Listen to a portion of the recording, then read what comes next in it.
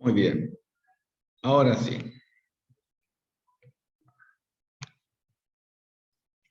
Bueno, les pregunto, ¿qué entienden ustedes por poliarmónicas?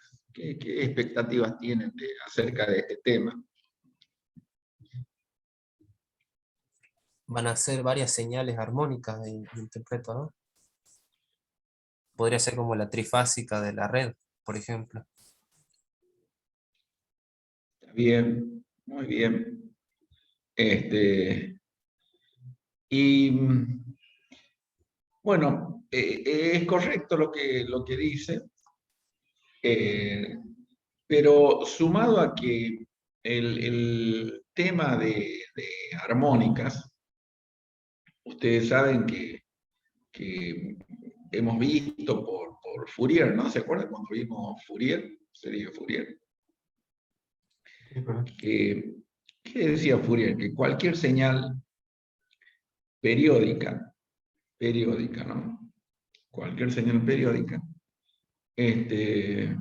puede descomponerse en n armónicas, en infinitas armónicas, ¿no? De manera tal que uno puede, aplicando justamente el algoritmo de Fourier, el algoritmo matemático de Fourier, puede llegar a, a realizar el espectro en frecuencia, tanto en módulo como en fase de esa señal. Lo cual, aplicar ese modelo implica que cualquier señal periódica, sea una sinusoidal, sea triangular, diente de sierra, pero que tenga esa condición de periodicidad, implica que la podemos representar por la sumatoria de infinitas armónicas. ¿De acuerdo? Lo cual es un modelo interesante para nosotros los electrónicos, porque implica tomar cualquier señal y si está constituida por n armónicas, cuanto mayor es el grado, ¿no? Cuanto mayor es la cantidad de armónicas, el grado de la armónica, mayor es la aproximación, porque es la sumatoria de todos ellos. Y eso se convierte en una ventaja pero como un as bajo la manga que tenemos los ingenieros electrónicos, porque en cualquier dispositivo, si existen todas esas armónicas, que de hecho existen, nosotros podemos capturar una segunda armónica, una tercera armónica, una quinta armónica, de esa señal cualquiera y procesar. ¿Está? De hecho, hemos puesto, cuando vimos la serie de Fourier, poníamos como ejemplo todos los efectos que hacen en los medios en los medios públicos como la radio, la televisión, de que por ahí alguien está hablando y le distorsionan la voz, procesándole, primero filtrando una determinada armónica. Si por ejemplo la tercera armónica es 3 veces la frecuencia fundamental, la filtran, la amplifican y la procesan, y se escucha de manera diferente porque el tono en frecuencia es 3 veces la frecuencia principal, o sea, un tono mucho más agudo, y se convierte, por ejemplo, en una voz de pito, que decimos, ¿no? Y nos reímos todo. Eso es una gran fortaleza para nosotros los electrónicos. Y ya introducimos el tema filtro, ¿no? Que en el capítulo anterior vimos que, aprovechando el fenómeno de resonancia, nosotros podemos convertir un circuito en un filtro de manera tal que pase todo el espectro de frecuencia de la señal, que pase frecuencias bajas, con lo cual el filtro pasa bajo, que pasen las frecuencias altas, con lo cual las frecuencias son altas, que pase un ancho de banda, ¿no? Un filtro pasabanda que se llama, o que se elimine un ancho de banda determinado de la señal. Y eso es una cualidad, una fortaleza en el modelo circuital que nos convierte a los ingenieros en verdaderos expertos de procesar señales, ¿no? Y quiero que tengan en cuenta que esa fortaleza hace que podamos llevar adelante diseños de dispositivos o sistemas muy, pero muy importantes, innovadores, interesantes. ¿Se entiende lo que estoy diciendo? Sí, profe, tengo una consulta con esto. Sí, Se me había ocurrido, o sea, pregunto si va a tener algo que ver la unidad con lo que voy a preguntar, ¿no? Se me había ocurrido qué pasaría si yo, supongamos, tengo un circuito como los que vimos en Fasores, ¿no? Que tiene una fuente alterna, tiene una determinada resistencia, inductancia y cosas así, ¿no? ¿Qué pasaría sí, si yo tengo dos fuentes que van a distintas frecuencias? Por ejemplo, ¿tienen sí, algo que ver con este tema? sí, sí, sí, totalmente. ¿Sí? Justamente usted los puede resolver o analizar ese circuito como una excitación con dos señales de diferente frecuencia y por ende puede aplicar el principio de superposición, bueno, eso es lo que vamos a ver ahora, considerando que cualquier señal periódica está constituida por n armónicas, lo que llamamos poliarmónicas, se aplica el principio de superposición y podemos procesar en forma independiente cada, cada frecuencia de señal, ¿no? Cada armónica, ¿sí? Y por ende la sumatoria de todas es igual a la original.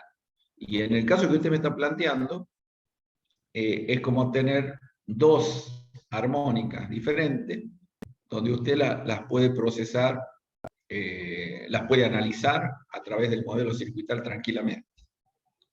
No sé si eso responde la pregunta.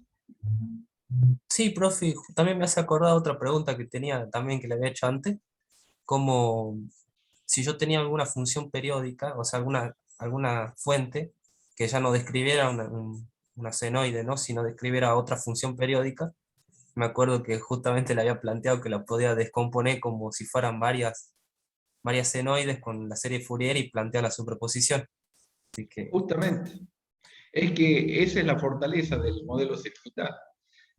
Nosotros tenemos la suerte de tener como padres, ¿no? de la teoría de... Vieron que en todas las disciplinas hay grandes gurúes o filósofos o científicos o matemáticos. Bueno, en la teoría de circuitos, nosotros no podemos nunca negar las grandes contribuciones, ¿no? de Fourier, Euler y Laplace. Van de la mano todos, ¿saben? Entonces,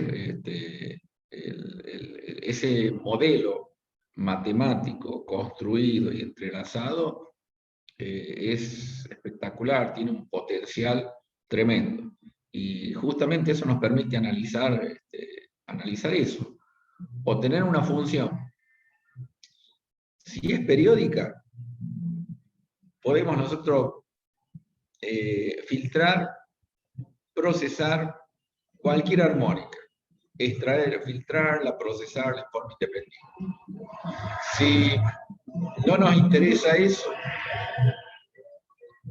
y nos interesa la señal integral, sabemos que se puede descomponer en n armónicas, ¿eh? Y podemos tratarlas independientemente y sabemos que la sumatoria de todas por el principio de superposición nos da la, el comportamiento o la respuesta de la señal fundamental.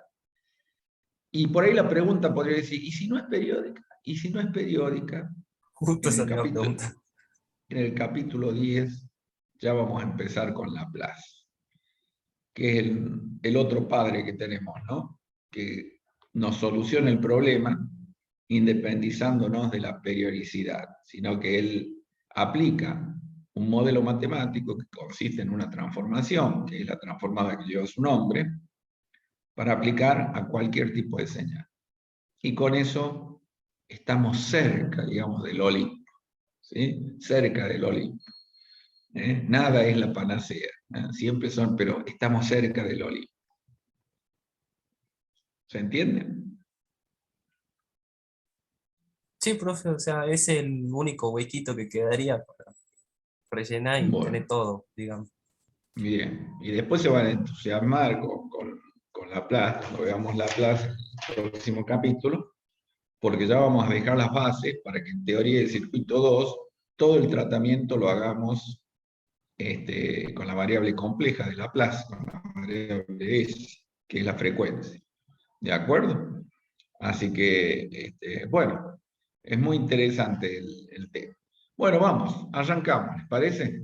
Vamos a ver bien de qué se trata. Quería saber cuáles eran las expectativas que tenían de este tema. Y las expectativas son ciertas, vienen por ese lado. Bueno, ¿qué vamos a ver? Señales poliarmónicas, dominio del tiempo, ¿no? Y de la frecuencia, aplicación del principio de superposición, potencia activa, reactiva, aparente y de deformación. Y por supuesto la interpretación de todos significa. Vamos a ver el tema de excitación con poliarmónicas, el régimen permanente de circuitos excitados por esa señal. El régimen senoidal permanente, ya lo vimos, ¿no? Y hemos visto el modelo matemático a través de fasores armónicos, cómo nos simplifica el análisis. ¿Sí? ¿Se acuerdan? En el capítulo 3 vimos fasores armónicos, y en realidad el fasor armónico es un caso particular de la transformada de Laplace. Porque recuerden siempre que una señal sinusoidal, lo que se hace, lo que hizo Euler y Fourier, es esa señal cíclica que varía en función del tiempo, equipararla o representarla por un vector que gira, que se llama fasor, y como gira a una velocidad angular constante, a una pulsación angular constante, se llama armónico, entonces se llama fasor armónico, y encuentra la función matemática que transforma la variable tiempo en el dominio del tiempo, en el dominio de frecuencia imaginaria, que le llamamos J omega, ¿sí? Y que si lo representamos, en ese círculo que describe el fasor armónico, es un plano complejo, y la frecuencia imaginaria está desplazada sobre el eje vertical, ¿sí? J omega más J omega o menos J omega, siempre sobre el eje vertical. Es decir, cualquier posición del fasor en cualquier punto del círculo que describe tiene una proyección sobre el eje imaginario. Y ese J omega imaginario es la variable que toma Fourier para representar ese modelo. Eso es lo que hicimos, ¿se acuerdan? Bueno, vamos a ver con señales no sinusoidales, que también hicimos el análisis de Fourier, y cómo son las componentes armónicas. Así que, bueno, todo esto es producto del modelo de nuestro papa Fourier, uno de nuestros papas llamado Fourier, ¿no? En electrónica.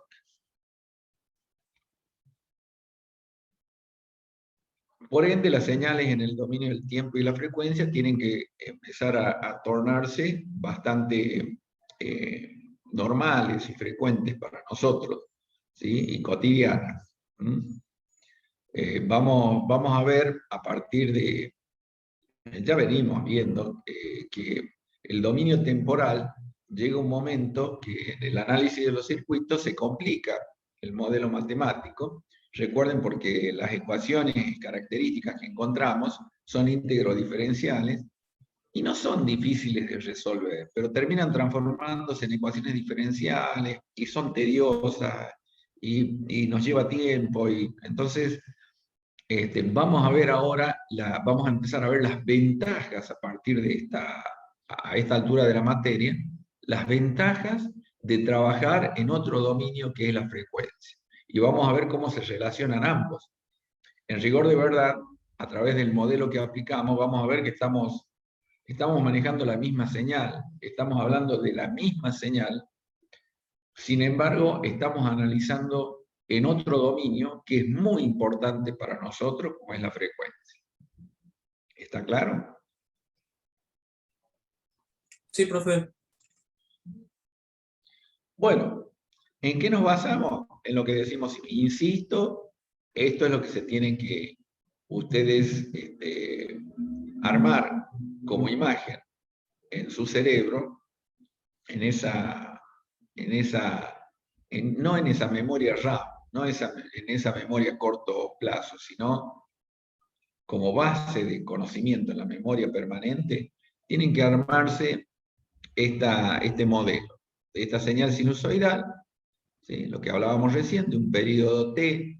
En este caso tiene una fase, tita o phi, como quieran llamar, en este caso está puesto como tita, ¿no? Pero generalmente la fase phi, con un valor de cresta, ¿sí? Un valor máximo. ¿Sí? El periodo, sabemos que la inversa del periodo es la frecuencia, hay una relación con la frecuencia. Sin embargo, bueno, esta es la expresión, fíjense que es el valor máximo por el seno de omega t más tita, que es la fase inicial de la señal, que en este caso no es cero, sino que tiene un valor, tiene una fase inicial. Y por Fourier hacíamos esto, el espectro de frecuencia en módulo y en fase. Ya, ustedes ya son expertos a esta altura del partido en aplicar Fourier, ¿verdad? ¿O me equivoco? Algo así, profe, algo así. No me digan algo así. Ya a esta altura no tienen dudas, ¿no?, de aplicar el Fourier. No, profe, no. A veces uno se puede llegar a trabar, pero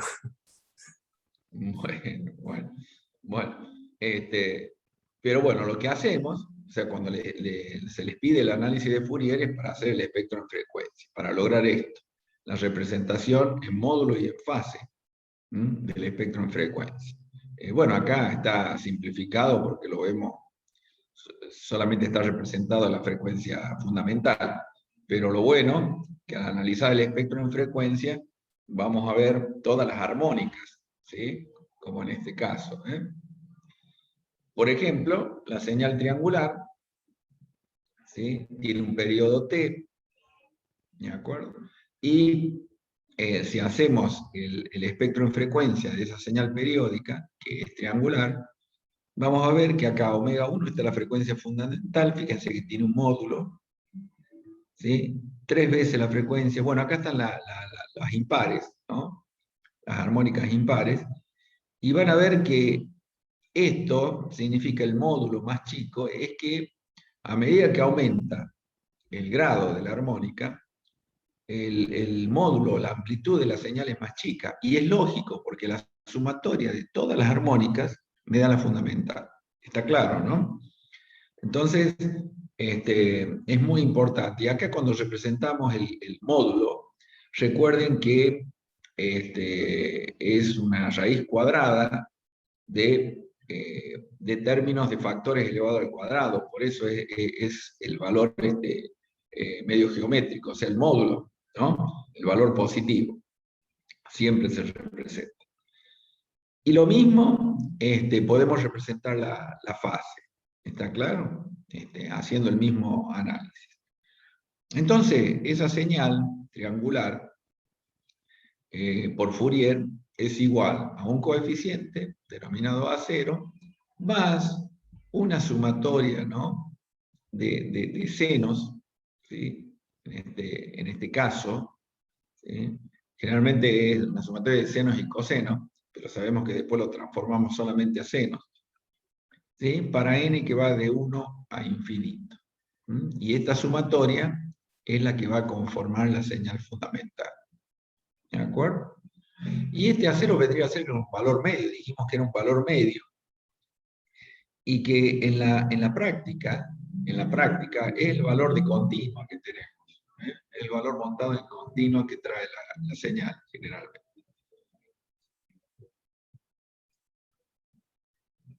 Fíjense, para una señal diente de sierra, también, ¿no?, cuando tenemos esta señal diente de sierra, periodo T, ¿no?, y este es el espectro en frecuencia, y en la fase. Fíjense que la fase, bueno, primero vamos con el módulo. Empieza a decrecer a medida que aumenta la frecuencia. Acá tenemos la fundamental, ¿sí? Dos veces la fundamental 3 veces, 4 veces, 5 veces, 6 veces, y va decayendo, ¿no? En forma progresiva, va decayendo. Y la fase no cambia, ¿no? La fase en cada una de estas tendrá un valor acá, podrá ser pi sobre 2, pi sobre 4, bueno, lo que fuera, pero no cambia.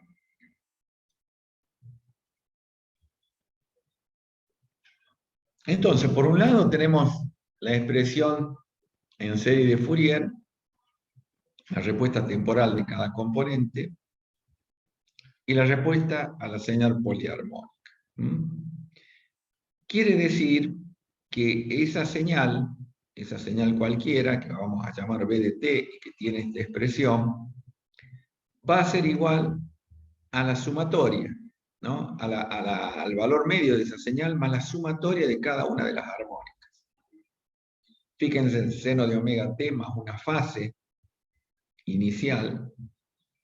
La otra señal, otro valor ¿sí? De máximo por el seno de 2 veces omega t, ahí está el n de la armónica, más la fase correspondiente y así sucesivamente. ¿Cómo lo tenemos que analizar en forma conceptual? Es como si esa señal estuviera constituida por una fuente de continua, que le llamamos B0, y n fuentes de diferentes frecuencias. Ahí está lo que planteaba al principio, ¿no? ¿Sí? Juan Carlos, lo que planteaba usted.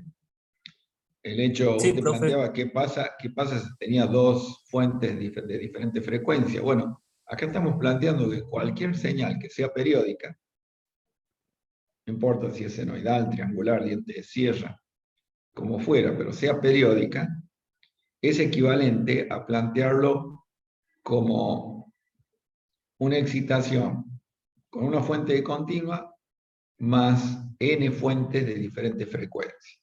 Cada frecuencia, una armónica de esa señal. ¿Está claro? Ese es el equivalente.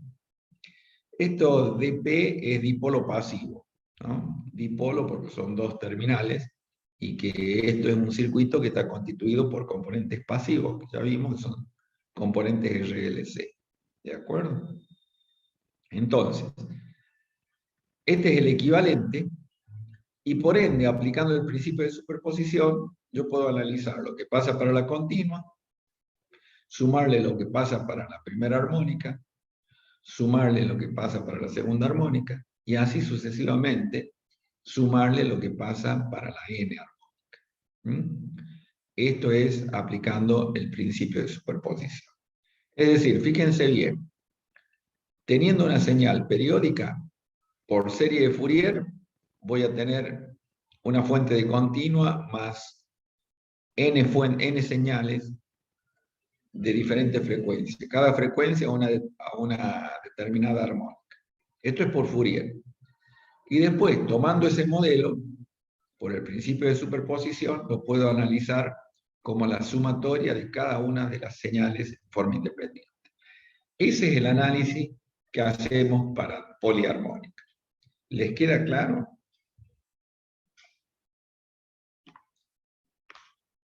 Sí, profe, quedó claro. Sí. Es muy interesante este tema, porque, insisto, ustedes pueden tener una señal periódica cualquiera, y ustedes a través del modelo matemático, el modelo circuital que aplican, a través de Papá Fourier, ¿no? Pueden extraer, filtrar cualquier armónica, cualquiera de estas señales acá, cualquiera de estas fuentes. ¿Está claro? Es una ventaja que no la tienen todos los ingenieros, solamente los ingenieros electrónicos. Esto se está grabando. Tendríamos que borrarlo, ¿no? Por si escucha algún otro colega de otra especialidad.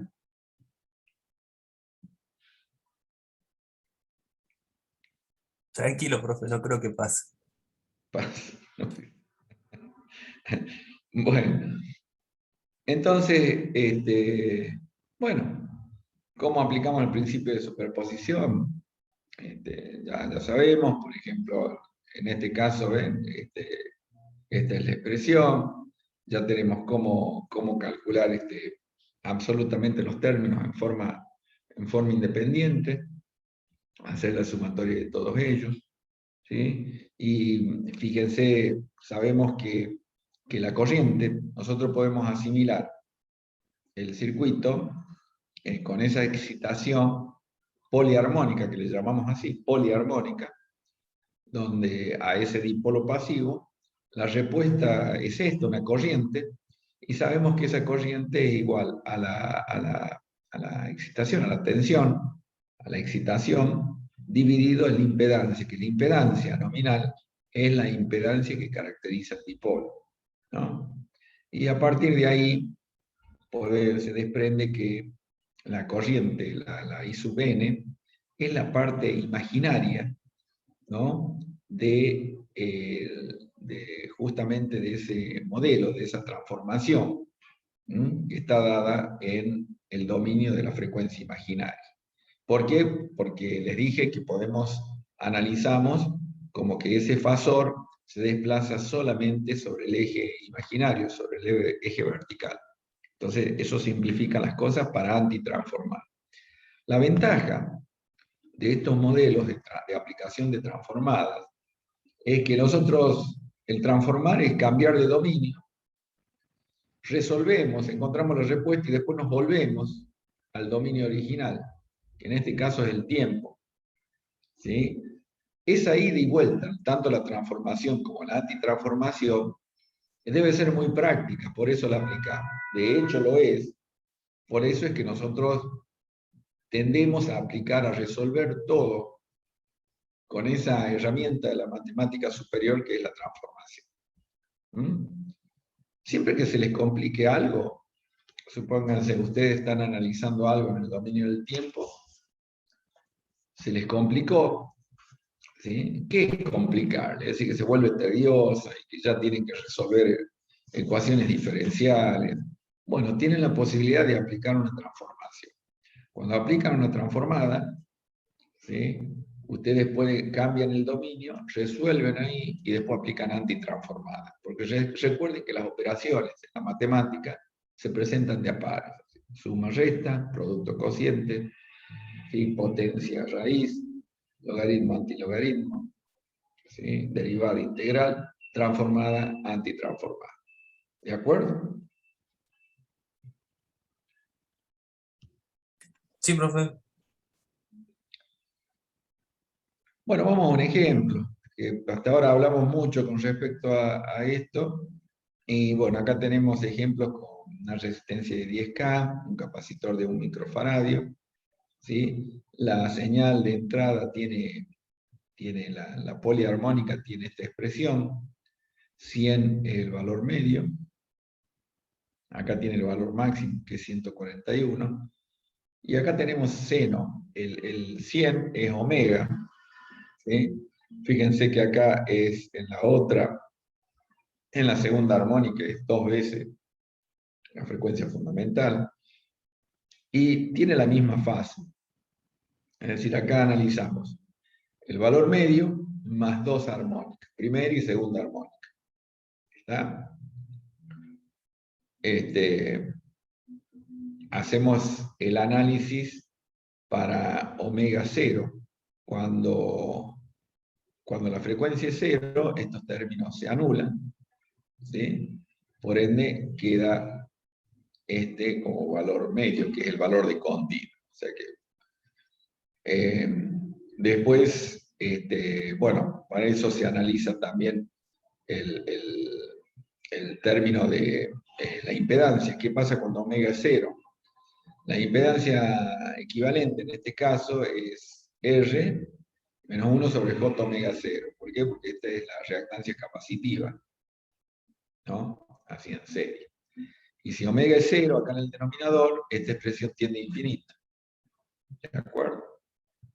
Entonces, la corriente que se instalaría es esa señal, ese valor medio, B0, dividido en infinito, ¿sí? ¿sí? Y esta expresión tiende a 0. Es decir, que para la frecuencia nula, o sea, para un valor de continua, la corriente es 0, tiende a 0. ¿Se entiende, no? Sí, sí. Sí, profe. En el caso de que el omega sea 100 radianes sobre segundos, o sea que es la frecuencia de la fundamental, bueno, hacemos todo el cálculo para eso. Es decir, que ya tenemos la primera componente, la respuesta para el valor medio es nulo. Para la fundamental, que es 100 radianes sobre segundo, hacemos lo mismo, ¿no? Reemplazamos el valor de la impedancia, nada más que acá 100 es 10 a la 2, y este es el valor de capacidad, 10 a la menos 6, porque era 10 microfaradios, ¿no? 1 microfaradio, perdón. Bueno, este es el valor que nos da la impedancia, ¿sí? Acá está en notación exponencial, con su correspondiente fase, módulo y fase, ¿sí? Y acá hacemos el cociente para determinar la corriente I sub 1, todo en el dominio J omega, en el dominio de la frecuencia imaginaria, ¿no?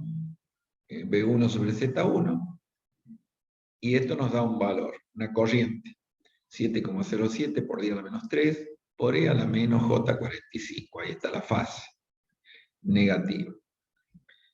¿Qué nos dice? Que la corriente I sub 1, esto al antitransformar, porque esto está en el dominio J omega, perdón.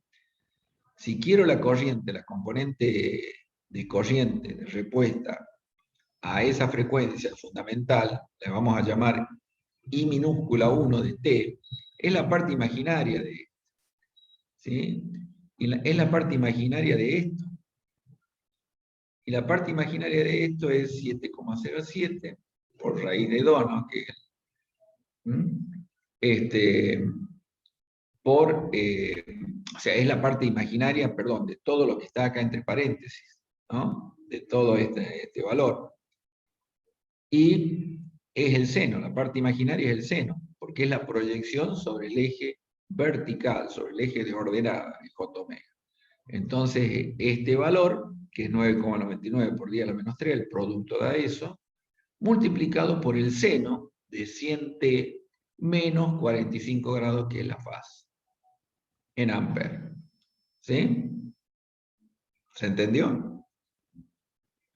Esa es la componente 1. La componente de valor medio era nula. La componente a la frecuencia fundamental tiene un valor y es este.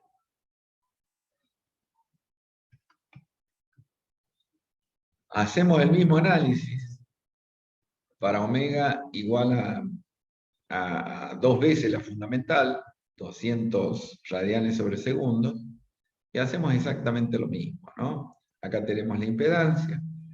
La impedancia nos da este valor, fíjense que la fase es menos 26,5 grados, ¿sí? Calculamos el valor de corriente en el dominio de frecuencia imaginaria, o sea, en el dominio J omega, para omega igual a 200 radianes sobre segundo, y nos va a dar este valor. ¿Y qué dice para ver la respuesta en el dominio del tiempo? Y antitransformamos. Y la antitransformación es igual a la parte imaginaria de este fasor I2, ¿no? Y la parte imaginaria es la parte imaginaria de toda esta expresión. Es, por un lado, el módulo, 4,48 por raíz de 2 por 10 a la menos 3, es este valor, por el seno de 200t menos 63,5, que acá lo tenemos al A. Y este es la componente de la segunda, correspondiente a la segunda armónica de la señal poliarmónica. ¿Se entiende? Sí. Sí, profe. En definitiva, cuando queremos saber la corriente total, es la sumatoria de todos. ¿Sí? Tenemos I0 igual a 0, y 1 tiene este valor, y 2 tiene este valor, por ende la sumatoria de estos valores nos da la corriente total en ese circuito. Muy simple, ¿verdad? Muy simple el concepto, muy fácil de entender, pero es de un enorme potencial. Es tremendo el potencial de este modelo, de este razonamiento. ¿De acuerdo? ¿Hay alguna pregunta hasta acá? No, profe, pregunta no.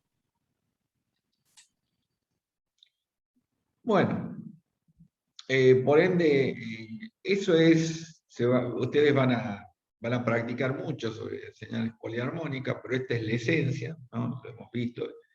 Y como siempre, vamos a hacer el análisis de las potencias, ¿no? En circuitos con poliarmónica, como lo hicimos. El análisis de potencia en cualquier circuito que venimos. Es muy importante. Recuerden siempre, al hacer expresiones, variables complejas, ¿no? Fasoriales, hay un triángulo de impedancia, por ende triángulo de potencia, que siempre lo tenemos que tener en cuenta.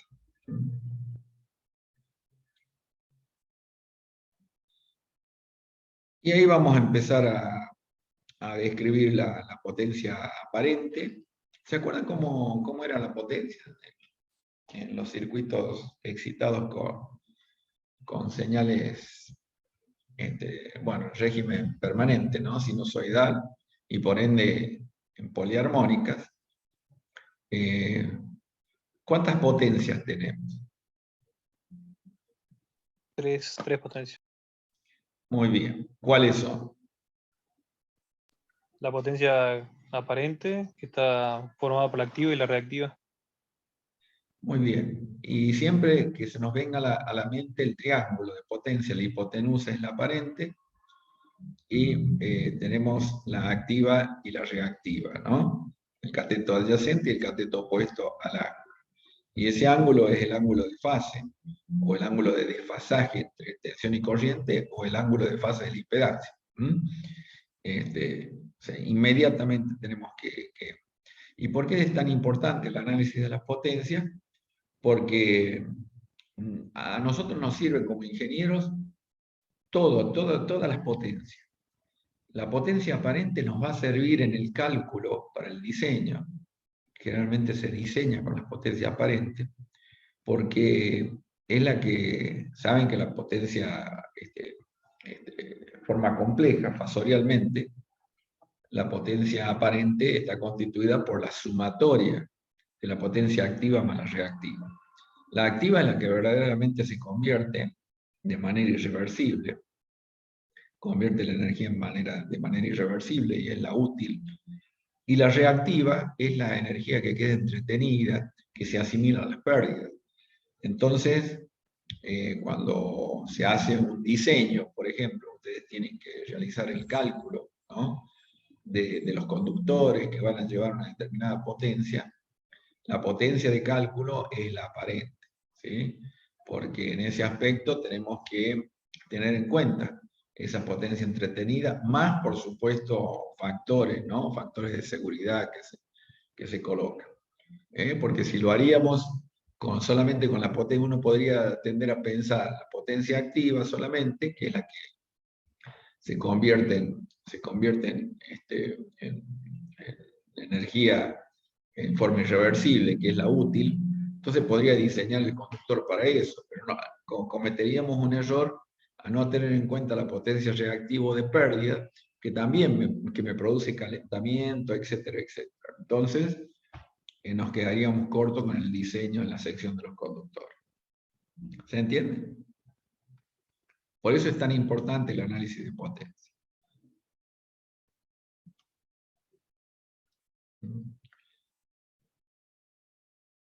Bien. La potencia aparente tiene este valor, ¿sí? Es B por I. Por ende, en las poliarmónicas tenemos todas las señales, ¿no?, de tensiones y todas las respuestas, ¿no?, de cada una de esas señales. En el caso de la potencia activa, por definición, ¿no?, perdón, haríamos acá el cálculo de la potencia media, que sería de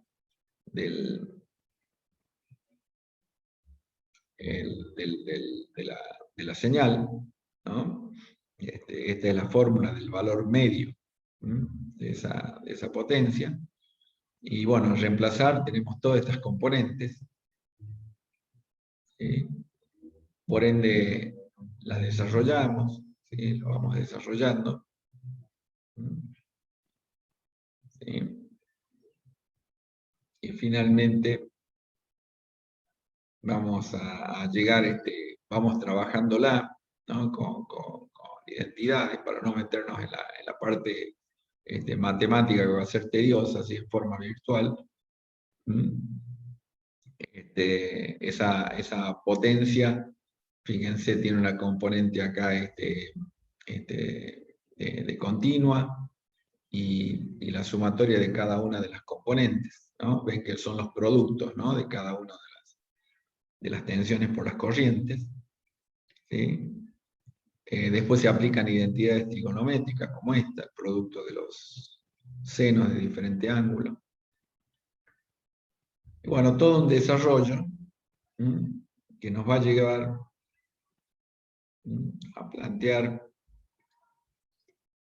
que esa potencia activa, ¿ven?, es el producto de la potencia media más la sumatoria de todos los productos de las tensiones por las corrientes por los cosenos respectivos de cada componente. ¿Ven? ¿Ven? ¿De acuerdo? En definitiva, tenemos una expresión para la potencia activa, para la potencia reactiva y para la potencia aparente. La potencia activa es la sumatoria de todos los productos por el coseno del ángulo correspondiente. La potencia reactiva es fíjense que la activa contempla, ¿no?, el valor medio.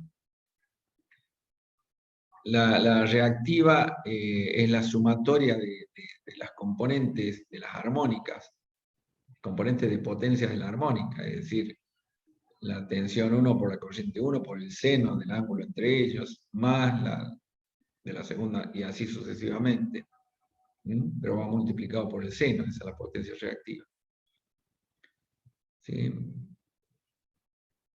Y la potencia aparente es el producto B por I, ¿no?, y cada uno tiene la raíz cuadrada de la sumatoria de todos los componentes elevado al cuadrado.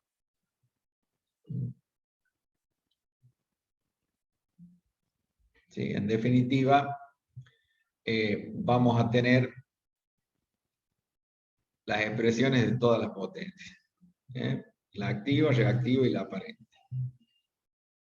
Y aparece una potencia denominada de deformación, ¿sí?, producto de esa parte, digamos, de las señales, de las armónicas, ¿no?, que, bueno, no viene el caso acá que lo desarrollemos. Eso lo vamos a hacer después con algún ejemplo, pero esa parte de la sumatoria de los cuadrados, ¿no?, de los cosenos y de los senos, ¿sí?, fíjense, tiene esta disposición, que está dado justamente en rojo, ¿no? Fíjense, B0 cuadrado por I0 cuadrado por coseno cuadrado de phi sub 0, después B1 al cuadrado por I1 por coseno cuadrado de phi 1, y así, ¿no? Esto es aplicando solamente la fórmula, ¿no?, de potencia aparente, que finalmente nos va a dejar una expresión al final de producto de tensiones y corrientes, ¿no?, esto que le vamos a llamar esa potencia de deformación.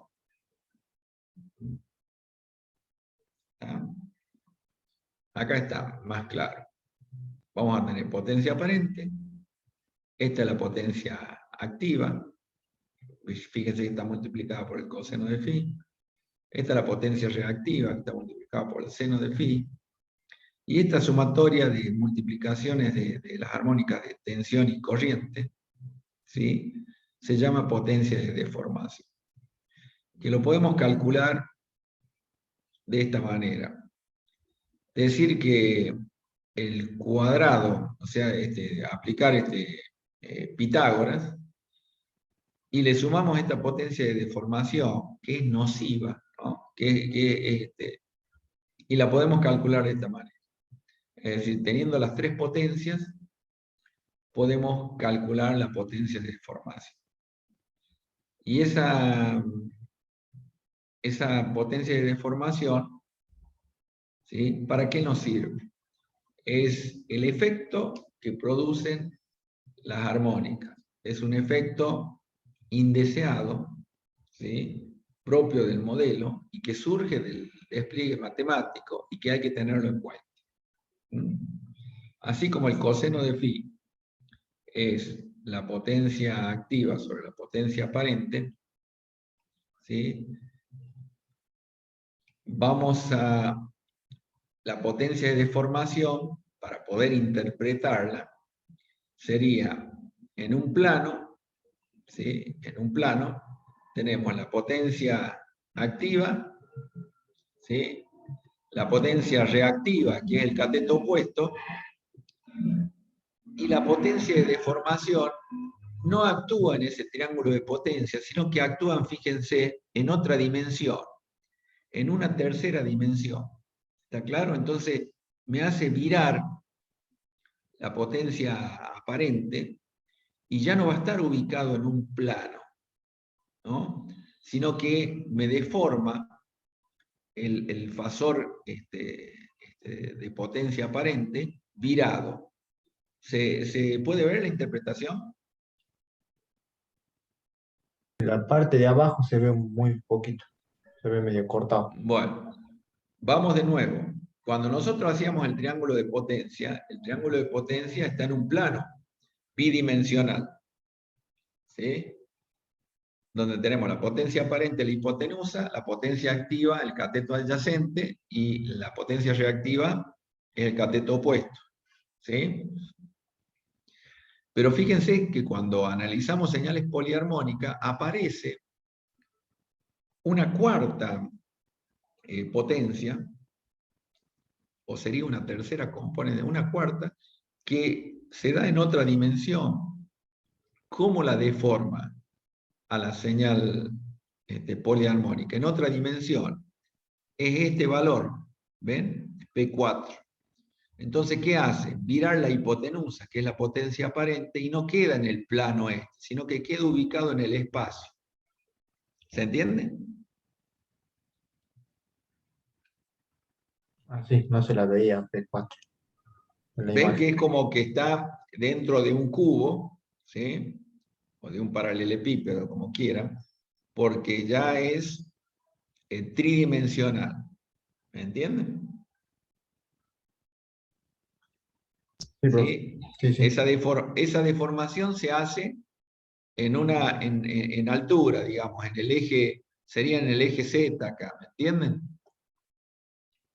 Tenemos el eje Y, el eje X, y este sería el eje Z. ¿Queda claro? Sí, sí, profe. Bueno, eso es lo que tienen que tener en cuenta. De todas maneras, ahora la intención era darles ese marco conceptual de la señal poliarmónica. Primero que vamos a dejar de compartir.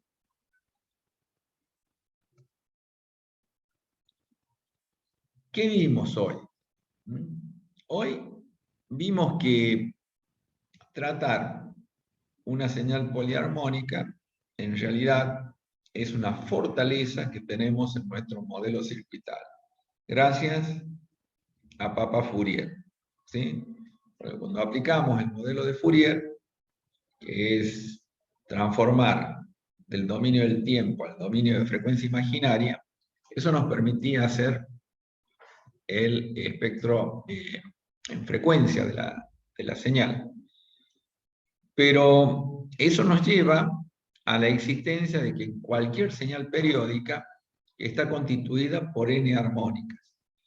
Y por el principio de superposición, que lo vimos después en el capítulo 5, que inclusive ustedes están viendo teoremas circuitales, en ese capítulo vimos el principio de superposición, nosotros podemos considerar cualquier señal periódica como una señal de excitación poliarmónica constituida por una fuente de continua más señales de diferentes frecuencias. ¿Qué frecuencia? Las n armónicas. La fundamental, 2 veces la fundamental, 3 veces la fundamental y así sucesivamente. Eso nos dice Fourier. Eso es aplicar el principio de Fourier. Pero aplicando el principio de superposición, podemos analizar la respuesta como la sumatoria de cada una de las contribuciones de esas señales en forma independiente. Y eso es maravilloso porque vamos en dos direcciones. O consideramos la respuesta total como la sumatoria individual de cada uno, o aprovechamos de esa señal, extraemos una armónica de frecuencia cualquiera, ¿sí? Y la podemos filtrar, procesar, todo lo cual hacemos habitualmente los ingenieros electrónicos. ¿Queda claro? Y lo otro, que desde el punto de vista matemático esto no requiere nada diferente a lo que venimos haciendo, pero sí aparece la definición de una potencia diferente, una potencia llamada de deformación, que conceptualmente sería que si nosotros estamos aproximando esa señal periódica por infinitas armónicas, ¿sí? La aproximamos, ¿no? El modelo lo aproxima muy, pero muy cerca, hay un factor de deformación de la señal. Es decir, en la realidad no va a ser exactamente la misma, y el modelo lo contempla en las potencias, porque en la potencia estamos acostumbrados a decir que tenemos potencia aparente, potencia activa y potencia reactiva, el triángulo de potencia, todo en un mismo plano bidimensional. Resulta que esa potencia que sale de las expresiones matemáticas, de tratarlo, de aplicar Fourier, queda una expresión separada, que es una sumatoria de productos de tensiones por corrientes de diferentes, fíjense, subíndices J e I, son diferentes armónicas, que lo que hace es trasladar esa potencia, ese vector de potencia aparente, a un plano tridimensional, es decir, la deforma, le da como una altura, y por ende va a virar ese vector de potencia, y es como si lo tuviéramos analizando tridimensionalmente. ¿Qué hace? Justamente eso, o sea, una deformación. Hay que contemplar la deformación que puede tener, si es significativa o no. ¿De acuerdo? Lo ideal sería que esté todo dentro del plano bidimensional y que esa potencia de deformación se anule. A eso se tiende. ¿Les queda claro? Sí, profe. Sí, profe. Bueno, la clase que viene antes de arrancar vamos a insistir, vamos a profundizar un poquito más este capítulo y después arrancamos con la famosa transformada de Laplace, ¿saben? Así que, bueno, primero vamos a detener la grabación.